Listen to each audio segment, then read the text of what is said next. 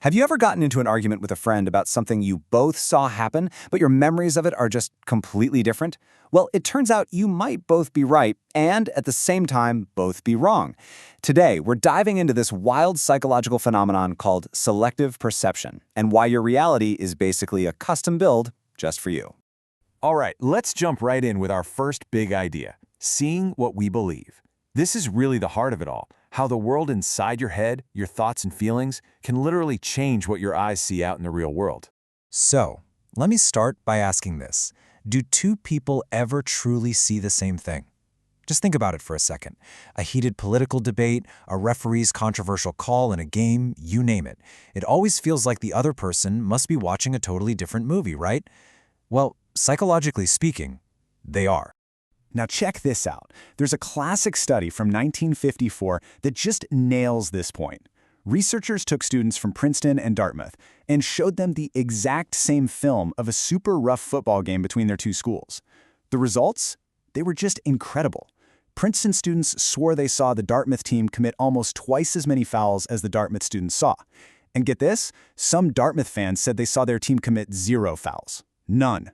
It was the same game film, but they were living in two totally different realities. So what on earth is going on here? Well, that leads us right into our next section, your brain's reality filter. See, this isn't about being stubborn or biased on purpose. There's a powerful mechanism in your brain that's working behind the scenes, kind of like a bouncer at the door of your mind, deciding which information gets in and which gets left out on the street.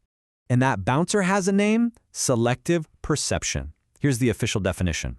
It's our brain's tendency to just not notice and to more quickly forget anything that makes us feel uncomfortable or that clashes with what we already think is true. The most important part? This is almost entirely automatic. You're not even aware it's happening. Okay, so let's break down how this filter actually works. Step 1.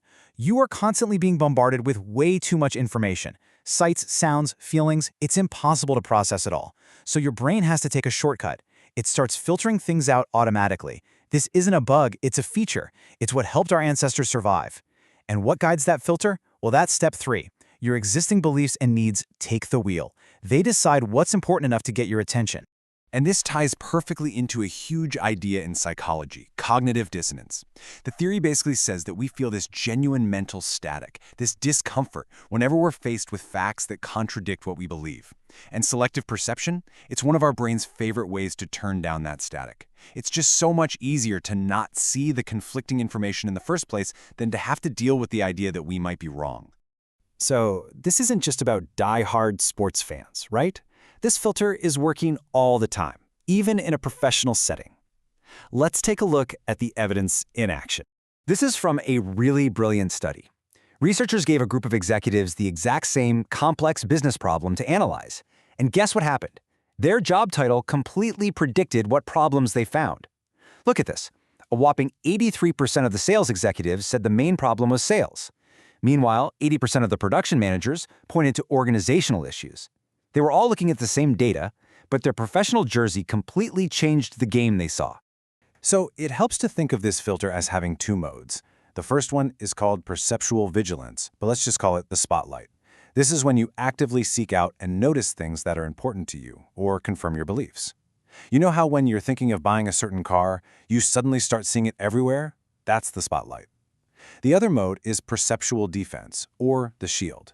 This is when you subconsciously block out or ignore information that's irrelevant, unpleasant, or threatens your worldview. Okay, so once you get this concept, you start seeing it absolutely everywhere. And you start to realize just how much the world around us uses this brain quirk to influence us, from the ads we see to the news we consume. Advertisers are total pros at this. They know you are way more likely to even notice an ad for a product you already like or are thinking about buying. Your spotlight is already on and looking for it. This is what makes it so tough for them to measure how well an ad really works. Did the ad convince you to buy something, or did you only notice it because you were already convinced? It's a real chicken and egg situation. Which brings us to the really big question. What does this all mean for us today in this age of social media and information overload? How can we even start to think about bursting our own bubble, a bubble that our own brain helped create? This right here sums it up perfectly. We talk a lot about the filter bubbles that social media algorithms create for us, but the crazy thing is, our brains have been running a similar program for thousands of years. Your perception of reality is basically a personalized feed curated by your own beliefs and biases. The algorithm isn't just on your phone, it's running inside your head. And here is the real kicker. This is the hardest part. We are fantastic at spotting this bias in other people. We can see so clearly how someone else's politics or job is shaping how they see the world. But seeing our own filter, it's nearly impossible. Our own biases are, by their very nature, invisible to us. So, I'll just leave you with this final thought. If your brain is constantly working behind the scenes to show you a world that confirms everything you already believe, the most important question you can probably ask yourself is this: what is my filter hiding from me? Thanks so much for tuning in.